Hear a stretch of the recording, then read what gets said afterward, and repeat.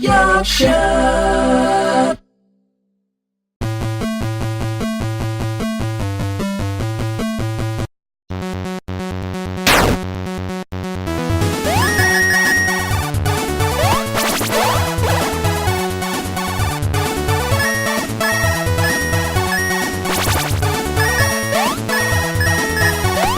Power up!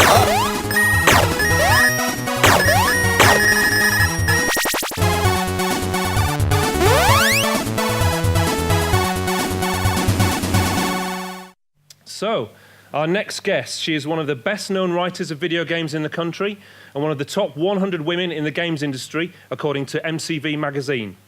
She's worked on amazing games such as Heavenly Sword, Mirror's Edge, and Tomb Raider, and has enjoyed writing for magazines such as PC Zone, written numerous graphic novels, and is a co-director of a major production company. So would you please welcome to the stage, Rhianna Pratchett.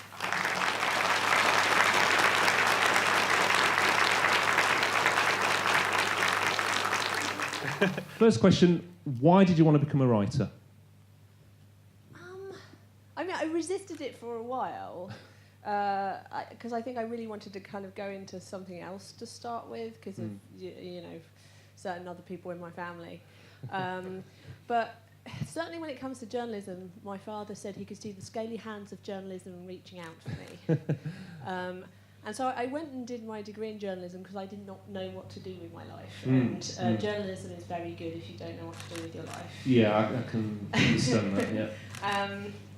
And yeah, I sort of fell into that style of writing for a while, and obviously kind of worked on a PC Zone. But it was really the opportunity found me.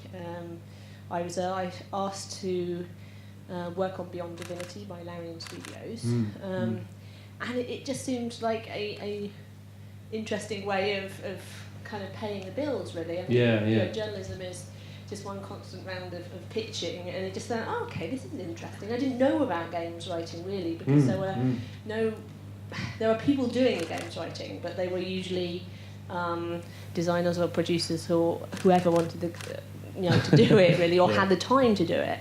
But I didn't know any games writers. No. And so it was sort of kind of weird. It found me, really, rather than found it. Yeah. And I think we've got PC Zone up here, and that's where we first met, I think, in the early 2000s. Yes. And so what did you learn from being on a magazine like PC Zone? What were the things that that added to your writing? I mean, I think being a journalist, it allows you to kind of break down games and look at the different facets and kind of understand how they're put together. It was really great for creating contacts. And, as you might recall, like, I would get very passionate about the games that I was into. Yeah.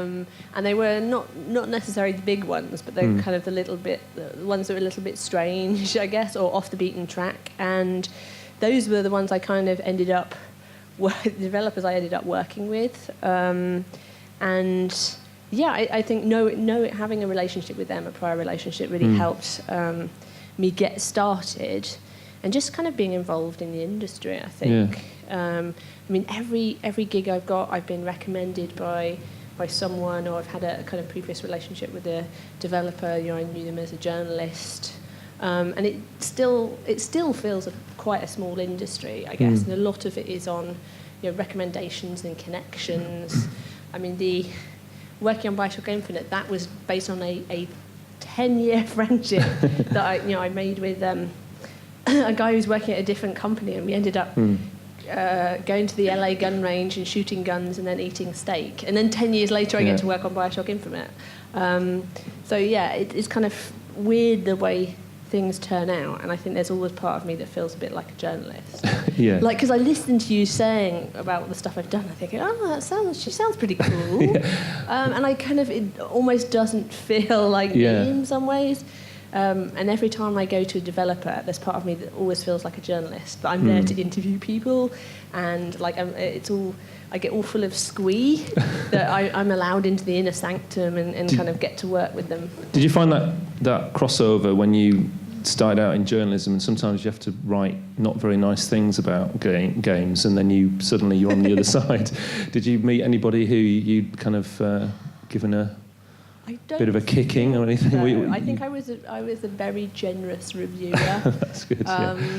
And so I never had that happen to me. I don't know if you've like, because PC Zone was a great breeding ground for game writers. So we've got Martin Corder, Will Porter, and Mark Hill. Yeah, that's right. Yeah. I mean, I don't know if they've had those things happen, but I've always been kind of worried about it. But I think I was kind of just generally quite nice reviewer. So I wasn't that great at being harsh. And just sort of skip back a bit. Obviously, writing and getting on PC Zone. Well, where did you get your sort of love for games from?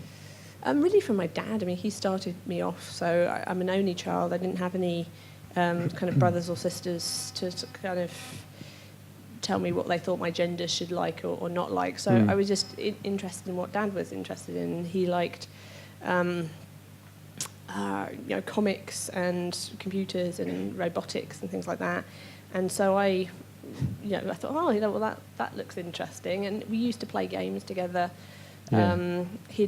I'd sit next to him and I'd get out the graph paper and I'd draw the maps for him when he played the games. Cool. And he had a big chair, a bit like this actually, and I used to, when I was little, tuck myself behind it like a human bolster cushion and sort of peer out as he was kind of playing the games.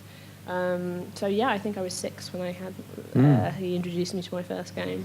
Brilliant. I think we'll go on to one of the sort of first games that you worked on, which Beyond Divinity. Mm-hmm.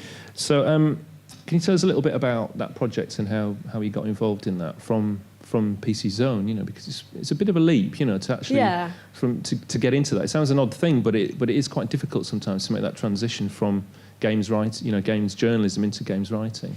Yeah, I mean, this was the sort of that whole finding me part, in that I'd just gone freelance from PC Zone, and Sven Vinke, who is a CEO at Larian, just gave me a call.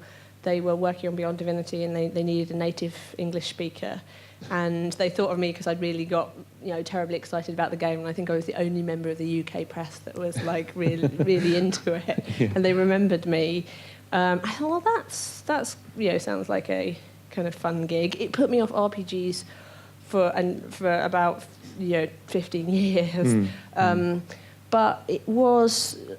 I found it much more satisfying than doing the journalism, really. And I guess, I started writing a little bit of original content for it. I wrote a novella for it as well. I can't remember what I wrote, but I talked to the Larian writers, and it's all part of their lore that they have to kind of read when they get any writers. So they actually, my kind of novella has entered Divinity lore, and it's weird because I cannot remember anything I wrote. But they're sort of made to read it every time I get a new writer on board. Yeah. Are you naturally sort of drawn to? I mean, you said it put you off RPGs for 15 years, but do you like the sort of role-playing game aspect? And was that what kind of drew you to the project in the first place? I like it from a player perspective, I guess. Yeah.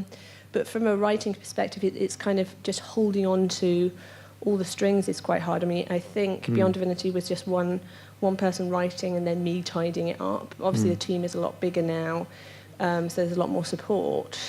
But it was just keeping control of all those threads was a kind of a real nightmare. Yeah. We'll move on because we've got a lot of games that you've written, so we'll move on to the next one. So this is Heavenly Sword. Now, this was, at the time, it was a very groundbreaking game because of the kind of scale of it, the fact that Andy Serkis was involved and it had a big production. I think Nitin Sawhney did the soundtrack. What was that like to work on? That was a big learning experience for me. I got involved with it because, I met Tamim, I think, a couple of times previously. We ended up at one of David Freeman's Beyond Structure writing seminars. I don't remember if you remember David Freeman. And we kind of bonded over the fact that we didn't like him very much. And because he was, I think, just trying to get gamers work from anyone he could, and he he gathered all the games writers to come along to his screenwriting talk. And I actually liked his screenwriting talk a lot, but he'd written this book about emotioneering in games, and he was sort of very much sort of driving to kind of get games work. And he gathered up all the games people that had come to his screenwriting talk and taken them out to lunch. And he kind of ignored me because I think he thought as another writer it's a competition.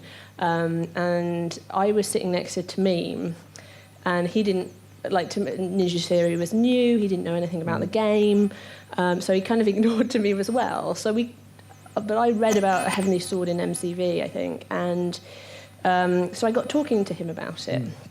And then I went to a talk that Tamim did, just a little IGDA talk about the difficulties of getting Heavenly Sword into production, and we sort of bonded over the fact that we didn't really we liked the screenwriting, but we didn't have the best feeling about Mr. Freeman. And I was also talking to him about kind of writing on Heavenly Sword and where they got to, and they said, oh well, we've done one round of testing with writers. We're just about to start the next one. And I hadn't done too much stuff at that time, but I had a couple of JDs and Cokes, and I was feeling a little bit bolshy. So I said, do you think you could give me a test? And he said, oh yeah, sure, no problem. And I thought, that's the last I will hear from him.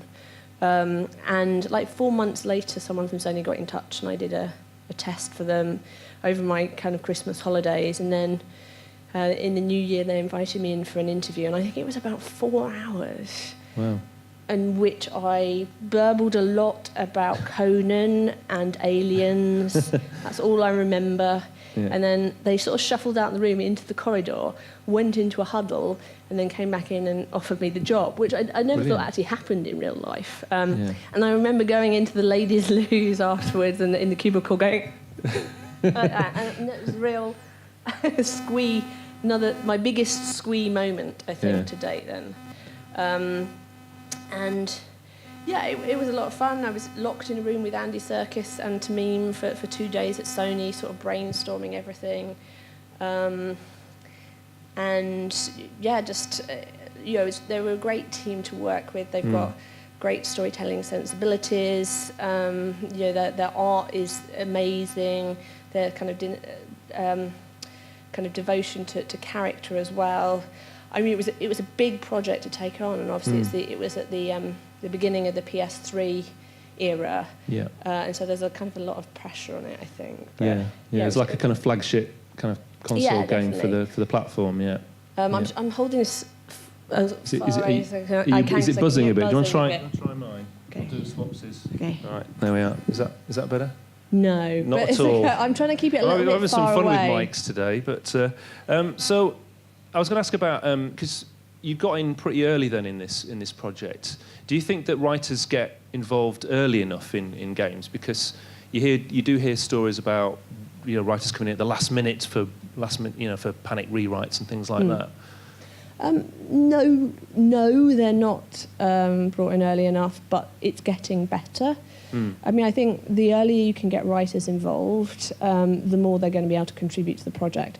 I think part of the problem is, when people think about writing, they just think about words. And often the games industry's view of words they are something that can be shoved in later on. It was like, we'll leave a bit of space for story and then we'll shove in the word bits later. And that's how a lot of games genuinely kind of got their stories. It was sort of laid on afterwards. It's why I came up with the term narrative paramedic, because that's genuinely how writers used to be used. It was just...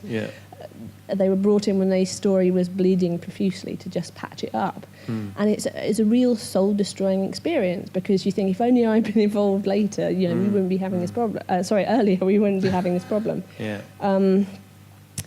But, I mean, I work freelance, so I am brought in at some time in the development process. Usually, it's probably about a year into development. But obviously with role-playing games, adventure games, your Telltales and your BioWares, they have internal writing teams, and I think having internal writers and narrative designers is becoming a lot more common. When I was working on the Overlord games, there wasn't any narrative designers. It was just me writing everything, from the cutscenes to the weapon text. We with the second game, it was just me, and then one of the designers had sort of become a narrative designer, and I worked with her. But I think the days of one writer doing, sizable games are sort of slowly vanishing, and you're getting more writing teams. The Tomb Raider 2013 was 2 of us, and then 4 of us for Rise. Yeah, I think we'll go on to. I was going to ask you quickly as well about why write for games. And you've got all these issues about trying to fit in the writing around the gameplay and all that. Why it's a lot easier to write a novel. Is it just you just love the write for games and the whole genre basically? I mean, I love games, and there is a certain amount of masochistic fun with the challenge of writing for games, I think. And I don't know, that it was sort of, games have had their hooks into me for a long time, and I do write outside of games as well, but it means that I give up power for freedom. So I don't get the hard power that say, Amy Hennig or Neil Druckmann or Ken Levine do, but I can work outside of games and sort of strengthen myself as a storyteller. So when I'm kind of working in games, I'm bringing that experience with me, and that's always been important to me. And that's probably why I'll never go in-house. We'll talk about a little bit. You mentioned it, the Overlord games. Which... Oh no, you used Fellowship of Evil. Is it not a favourite? Well, it didn't go down too well. Oh, that's right. the last one. Oh, sorry to bring up bad memories. If you can imagine, it's a screenshot of Overlord 1 or 2. So, a lot of those games, they obviously have a lot of humour in them and quite funny, but it's quite difficult writing comedy games. I was trying to think of recent games that actually that make you laugh out loud, and there's not that many. Portal 2 probably, and a few others. How was that? And how difficult is it to write comedy for games? I mean, for me, my sort of sensibilities just kind of gelled with the Overlord world, I think. And it was one of those games, one of those rare games that was as fun to develop as it is to play. And I don't know if I'm just looking back with rose-tinted glasses because of some of the projects I've been involved with since then. But I think we built humour into the whole game. It wasn't a case of here's a game and we're just going to put a funny script on top. It was it was built through the animation, the sound, the level design, the audio, and it was supported throughout. And I joke about Fellowship of Evil, but it's actually really fun being able to go back into that world and write for it again, because I'd really missed it. Because I don't get too many games that really allow me to be funny, and maybe they just developers don't find me particularly funny, but I mean, Tomb Raider, obviously there's a little bit of dry humour in there, but it's not the kind of one-liners that sort of Lara used to have. So the Overlord games are sort of really cathartic because I could kind of let loose with them, and the whole game is about letting loose. They were really fun, and they tend to be the games that I cite as being my sort of favourite games to work on. And they're also the games that stop me being completely pulled into the kind of pit of fiery hatred that the internet can be. Right. So, I watch commentators who hate my games, but then they'll say, "Oh, but she worked on Overlord." It's like, yeah, I've been saved. Yeah. Like redeemed. I'm crawling my way out because of Overlord.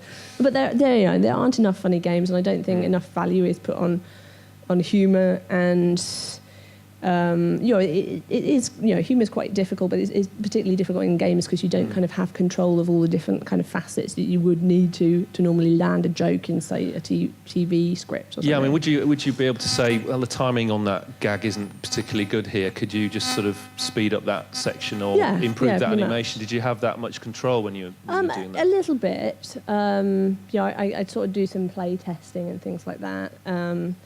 But we're all kind of like muddling along together, and because it was a small team and I worked very kind of closely with all the level designers, so I was putting together scripts for their specific levels, and they were sort of writing briefs for me, and I was sort of supporting what they wanted to do, and they were making space for the narrative. And And I think that helped a lot, and it made me feel really integrated in the team. And I wasn't there on site. This was all sort of done online and through ICQ, back in the ICQ days. And yeah, it just sort of worked really well. I got to sort of direct the audio on it, and that was great from a writing point of view, because we're all control freaks anyway. Yeah, so exactly, just allowing me to hold on to the reins that little bit longer, and kind of get in the recording studio and help direct the audio was just immense fun. But I think that, again, with smaller games, you can get to do that more because there are kind of less levels of people. Yeah, exactly. And I just wanted to ask as well about sort of the influences of your writing. I meet quite a lot of people in the industry who, they cite kind of the obvious influences, like James Cameron films and Lord of the Rings and things like that. But what other things have influenced you outside of what you would say are the sort of traditional sort of games influences? I mean, I grew up in the 80s, and they were the sort of heyday of kind of fantasy and science fiction films, I think. And, I grew up with heroines like Ellen Ripley and Sarah Connor and sort of great fantasy epics like, Time Bandits or Princess Bride, Labyrinth, Legend. I think that kind of all influenced me. And that, like I said, I've genuinely, my love of aliens and Conan has genuinely helped me get jobs in this industry. Particularly Heavenly Sword. But, I do think a lot of developers, we do pull our influences from the same sort of source material. And you can see the influences of things like Tarantino and Aliens again and again and again in games. Yeah, cool. I think we'll go on to your next game. Mirror's Edge. So, obviously, your major project as well. So, how did you get involved in this? Well, it's all to do with a gay tortoise. Right. So, I grew up in the same tiny Somerset village as Ben Cousins, who was a designer at DICE. And they had spent a long time looking for a writer for the project, and he recommended me. And I should go back to the tortoise thing. So his family owned a tortoise, my family owned a tortoise. His tortoise would escape from their garden and trundle up the road to our garden and try and get in with our tortoises. Right. And then when his family left, they gave us their tortoise, and his tortoise and my tortoise lived in this kind of sort of homoerotic Sherlock Holmes, Dr. Watson kind of relationship for a long time. Imagine dressing them up in little costumes as well. That would have been good. Unfortunately, my tortoise has died. Oh. But yeah, it's but yeah. So we kind of bonded over mutual tortoise ownership.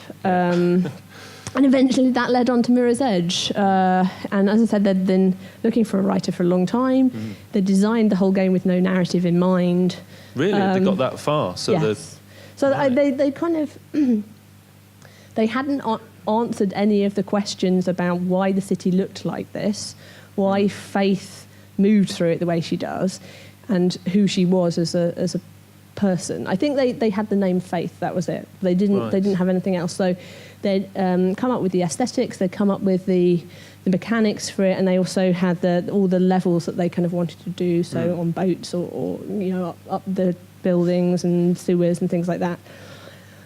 So that was all established, and so then I had to go in and go, okay, this is like this because of that, and they move through the world because of this, and I think I actually came up with the name Mirror's Edge, which everyone thought was weird at the time, but we'd kind of gone through every possible momentum title we could, and they'd all been taken by racing games, and so I just came up with, I thought, this is kind of a weird one. It's a shiny city, on the end of it, and kind of now everyone sort of accepts it, but I remember at the time everyone's a bit sort of dubious about it. But it sort of, it fits the game because it was very kind of unusual aesthetic. It was kind of low on violence, but kind of strong on momentum and a sense of freedom. And I think that sort of made it very unique at the time. But yeah, when I came aboard, they'd gone a long way with the design and the mechanics, but they hadn't really thought about why the world existed in the way it did. So they definitely had a female lead character. Yeah, I mean, they'd gone so far as, I think originally they wanted to do a kind of cops and robbers style multiplayer game. That was one of the early prototypes, and they'd just done a kind of bucket load of concept art for loads of different characters. And they just sort of identified Faith as, oh yeah, she looks cool, maybe we'll have her. And then that was it. But they didn't think about her as a character or why she looks the way she looks, or why she parkours. So there's a sort of, there was a kind of lot to be done in a relatively short space of time, but so we're kind of limited on time and budget, and there were a lot of obviously constraints in place, but sometimes constraints can actually make you more creative. Yeah. So I think what we were able to do within the constraints that were there were kind of sort of work with the game. Obviously, I don't think we necessarily got them across as well as we could, and given more time and budget, I wish we'd been able to do more in-game engine stuff and not the kind of animated scenes. And also a lot of script got cut at the 11th hour when they decided that Faith wasn't going to speak during levels. Right. But everything had been written and recorded by that point, so they just sort of chopped everything out, and that we lost a lot of world and character deepening, and just sort of little, not major plot stuff, but just colouring the world a lot more was lost, and that was very disappointing. Did you then take some of those ideas that you had to take out of the game, did you put those into the graphic novels? Because there was a series of graphic novels that came out.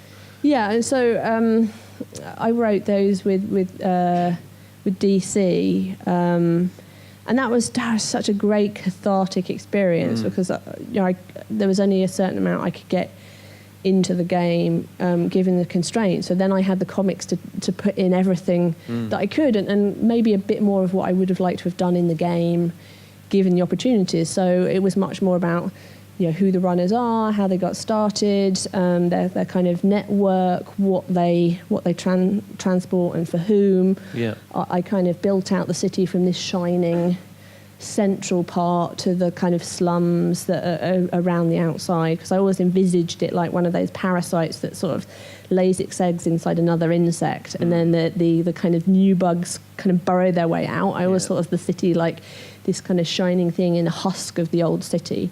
And so I was able to do a lot of that in the comics. And they just give you, the freedom to do that, or did they come back and say, "Oh, we don't want that"? Because I don't think they really did much. They didn't pay attention to the comics very much. Oh, right.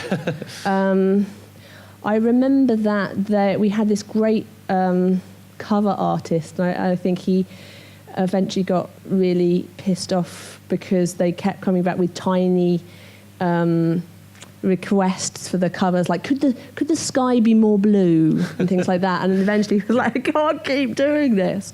But we got some fantastic covers in the end, and it was they weren't really paying attention to it. You don't with comics, you don't kind of get the Eye of Sauron as much as you do with the games. So it's the same with Tomb Raider as well. I mean, I think Crystal paid more attention to the comics, and I had someone at Crystal I would sort of run by all the stories. But I can get away with so much more in the comics than I can in the games. So I mean, to go back to the writing, the skills of writing for a game, you can transfer those to graphic novels, and how easy do you find that? Is it quite straightforward? Well, I was a light kind of comics reader before I kind of went into it. And I just really wanted that challenge, and so I read a lot of Scott McCloud books, and I kind of learnt on the job, really. I had a really good editor at DC, and he kind of helped me out a lot. And I think it was a style that actually suited comics really well, because it was kind of there's quite a lot of action and momentum in it, and I really enjoyed exploring that on the page, and I think that kind of worked out very well. I kind of just taught myself, I guess, and learnt bits and pieces along the way. But I mean, there is a commonality in all entertainment mediums in terms of kind of good storytelling and good characterization. Sometimes you have to change the way you kind of get it across. I mean, there are different ways of getting across in comics to games, but yeah, I guess I've always been self-taught through each entertainment medium, I think. Have you always been treated well by film and TV folks, and did they look at like games writers as as proper writers? Because I went to an event the other week where I heard that TV people often say, "Oh, we'll just get some TV writers in." They don't think of like games. It's almost like there's not this kind of respect there that there should be, really, because of our medium. So have you discovered that or found that in any of the work that you've done?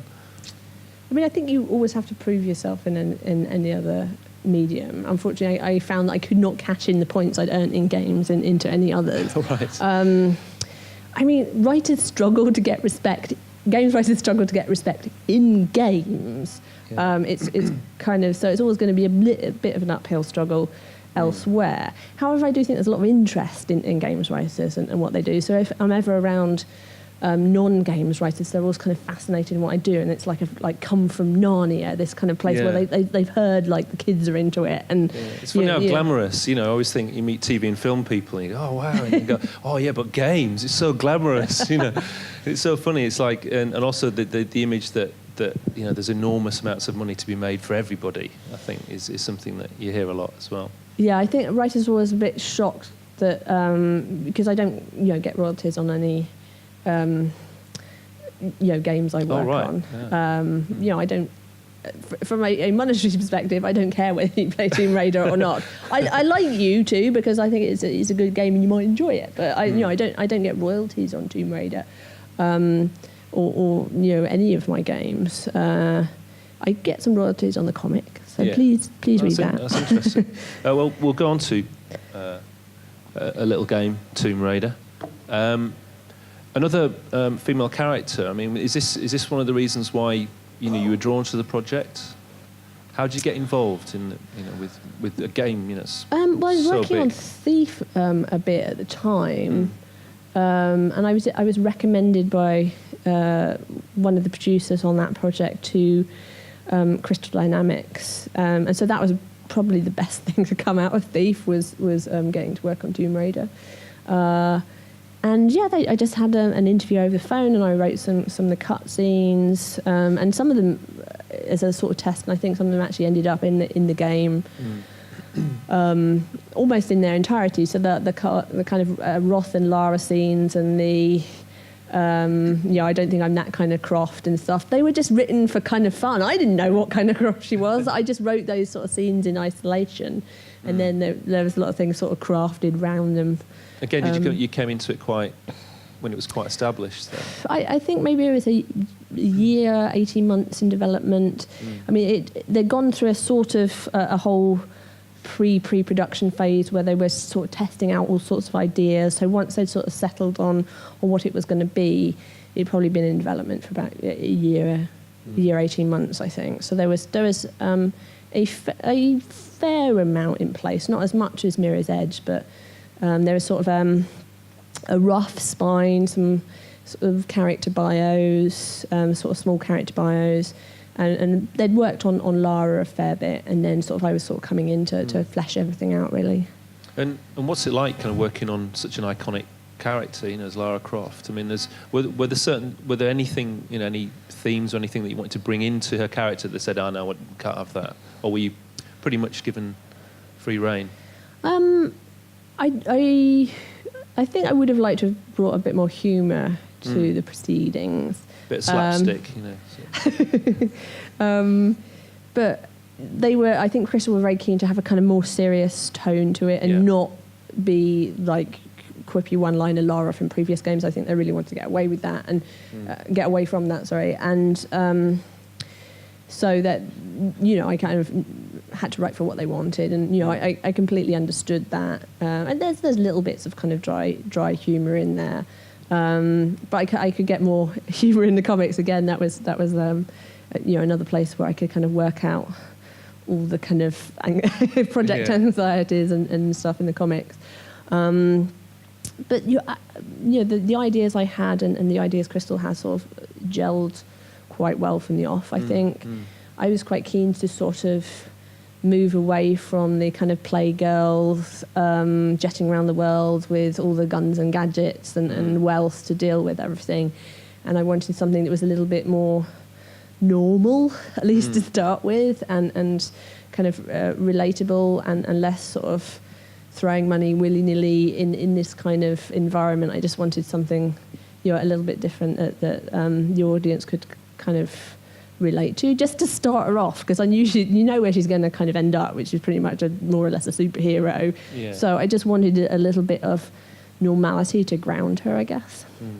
I read somewhere that you were talking to a gamer who came up to you and said that they'd learnt a lot about women from playing Tomb Raider, which I found quite an odd kind of thing. Well, it wasn't that they learned a lot about women as a whole. I think they'd playing as Lara, and especially in the first kill scene where she's sort of threatened by the big burly Russian guy. I think they suddenly realised that they were being put into a situation which they were probably unlikely to experience in the real world, and suddenly they got kind of a new appreciation for how women have to move through the world in a different way to men. And I thought, we didn't write it with that intention, but I think that's a kind of a wonderful kind of situation to have. And we've had a lot of feedback from players that have kind of taken inspiration from Lara's sort of determination and grit through the games, and it's helped them just get through difficult times in their own lives, which is kind of incredibly moving. And I think if what you're writing can actually affect people in a positive way, that's just sort of wonderful to hear, I think. Yeah, that's fantastic. You mentioned earlier about working on Overlord and having so much fun. What's the kind of difference of working on something like that, which is quite a small team and you can get really involved in animations, to working on a game like Tomb Raider, which has hundreds and hundreds of people working on it? Do you feel more removed from the game? Can you suggest things and think, I think the timing doesn't work on this scene, or is it completely out of your hands with a major project? I mean, you can suggest things. There are just more layers of people involved in everything, and so I think it's harder for writers to get their individual stamp on it, unless they are also the creative director or the game director or what have you. I think when you're a sort of a jobbing freelance writer, you are a cog in the machine, and however that studio feels about narrative, you could be a small cog, you could be a kind of bigger cog, and you're also reliant on all the cogs around you. So I was very reliant on the team at Crystal for both teams to just kind of keep me in the loop and allow me to kind of have feedback, and I think it was the team at Crystal that really made it a good experience, a fun experience. But I think with the AAA games, writers you live around the edges, and like the little bit lines that you manage to kind of get in that you really like, that have managed to go through the layers and layers of feedback and testing, and have made it through to the final game, and particularly things like the secondary narrative. I think all the writers on the game just loved the work that they did on the secondary narrative more than anything else, because they didn't attract the eye of Sauron so much, so they could kind of be writerly in them more. Those little found items seem to be a very useful way of getting across a lot of narrative in games. You see it in like BioShock, and picking up little bits and diaries and things like that. Is that something that you really enjoy being involved in and writing? I do. I mean, it makes no sense, but then there's a lot about games narrative that makes no sense. It makes kind of no sense for the enemies to continually telegraph their every movement to you. But are there better ways of doing it, do you think? I think it kind of tends to be about context, but I think as gamers we've kind of got used to the fact that you seem to go into worlds where everyone is writing down their every thought and leaving it around for you to kind of pick up. I mean, they're great for broadening out the world and allowing players to engage with a narrative as they choose to. Ken Levine calls it like push and pull narrative, where the player is pulling the narrative towards them, or you as a developer are pushing it on them. And it gives the freedom, I suppose, of people who, a lot of people maybe don't want story. They just want to get into the game. Yeah, and they don't have to read them if they don't want to. But I think they were satisfying for a writer's perspective, but we weren't kind of hampering gameplay to kind of put them in, so they could easily be skipped if people weren't interested. But the fan community who like to delve into everything and get the backstory of everything, it's kind of important for them, and so you have to kind of learn to design the game and the narrative to be able to kind of unfold with the different types of players that you're going to be experiencing it. Yeah. Thanks, Rhianna. How are we doing for time? We've got about 3 minutes, have we? Okay, Blimey. I think we've probably got time for a couple of questions. I don't want to... so, if you want to put your hand up and then we'll get the mic to you. Do you want to get the person at the back there? Yeah, just because you're nearest. That's it. All brilliant. Right. Two quick questions and then one serious one. The first one is... Can I have one question? Oh, just one quick question, then a serious one. Cool. Very quick in the sense that you just have to put yes or no. You were part of Tomb Raider scripting, right? Yes. Were you responsible for the phrase, "I hate tombs"? Yes. Kind of... but it doesn't come about in quite the way you think, and it was just done as a little thing. Kind of contradicts the name. No, but it was... Well, that was kind of the point of it, really. It was just to be a little, as she evolves as a character. Now for the serious one.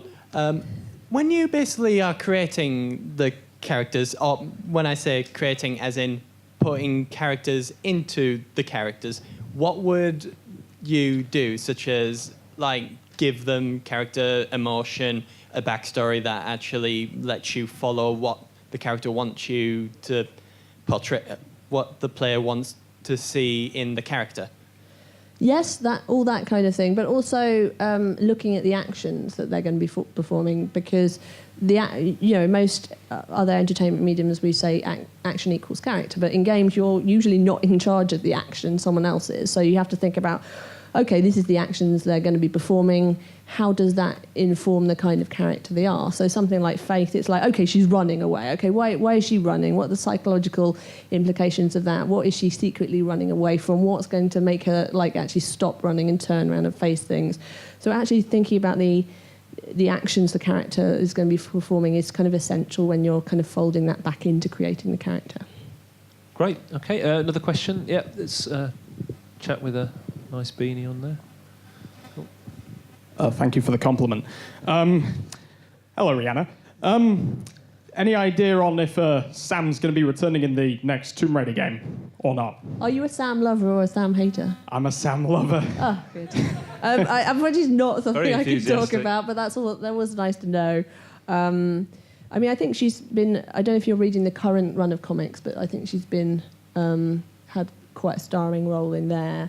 But yeah, unfortunately, I'm not allowed to talk about what happens in the next game.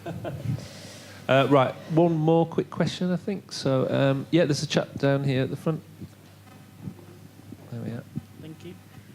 Hello. The first Tomb Raider game was obviously a massive success. When you got the call that you were to approach the sequel right to the Tomb Raider, how did you feel coming back to the character after that amount of months since it came out? Well, I've been working on the comics, so I sort of didn't feel like I left Lara that much. So I worked on the second arc of comics with Gail Simone, and then I did the third arc on my own. So I sort of felt that I hadn't really left her. And I was sort of in touch with the team regularly when they were sort of doing the kind of pre-production work on concepting, kind of setting and general theme. So I sort of hadn't really left, but... I knew it was going to be a huge undertaking and probably harder than the first game because we had the weight of expectation and we didn't have the element of surprise which we had with the first game. So I always felt that it was going to be a harder project. And I think I felt it was a harder project. Great. Well, I'm afraid we've run out of time, but a big round of applause for Rhianna Pratchett. Thank you. Thank you.